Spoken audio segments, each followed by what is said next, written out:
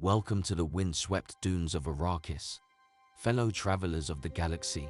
Today, we delve into the treacherous sands of House Harkonnen, where sibling rivalry is not just a family affair but a strategic play for power. Before we begin, here's a trivia question to test your knowledge of the Dune universe. What was the Baron's secret test that determined the fate of Feyd-Rautha and Glossu Rabban? Keep watching to uncover the answer. In the intricate world of Dune, crafted by the visionary Herbert, the Harkonnen family stands as a symbol of cruelty and ambition.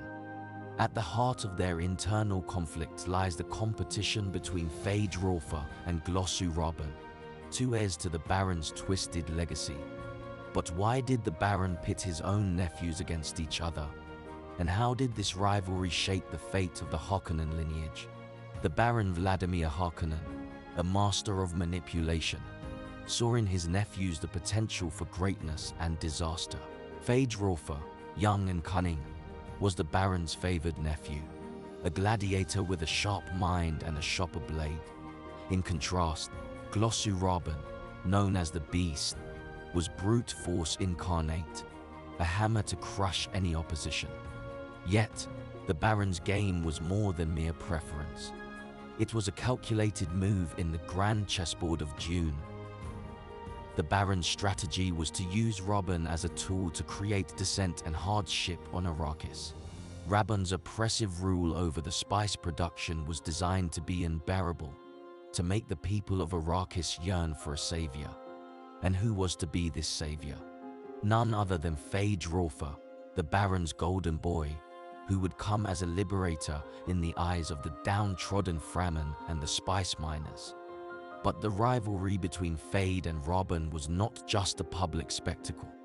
It was a private test as well. The Baron, ever distrustful, needed to ensure his heir would be capable of maintaining the Harkonnen legacy of fear and control. Feyd's intelligence and Rabban's strength were both essential qualities, but which would prove superior in the end?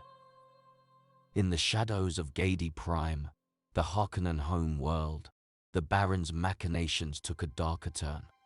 He orchestrated scenarios where Feyd could demonstrate his prowess, not just in the arena, but in the political theater as well. Feyd's plots against the Baron, though secretly encouraged, were always meant to fail, teaching the young Harkonnen the value of subtlety and the cost of failure. Meanwhile, Rabban's role as the despot of Arrakis was a lesson in governance through fear. The Baron believed that by pushing the people to their limits, he could control them completely. Rabban's cruelty was a tool, but it was also a test to see if he could be more than just a blunt instrument. As the sands of time flowed, the Baron's plan seemed to be working.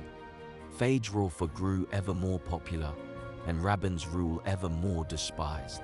But the Baron failed to see the true power brewing in the desert, the rise of the Fremen and their messianic leader, Paul Atreides. In the end, the Harkonnen rivalry was but a footnote in the epic struggle for Arrakis. Now, let's return to our trivia question. What was the Baron's secret test that determined the fate of Feyd-Rautha and Glossu Rabban? The answer lies in the subtle art of Harkonnen politics.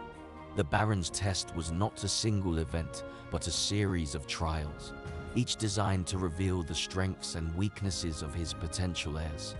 The true test was survival, and ultimately, neither nephew would pass. As we've journeyed through the treacherous plots of House Harkonnen, we've seen how rivalry can be both a weapon and a weakness. The Baron's Game of Thrones was intricate, but even he could not foresee every outcome.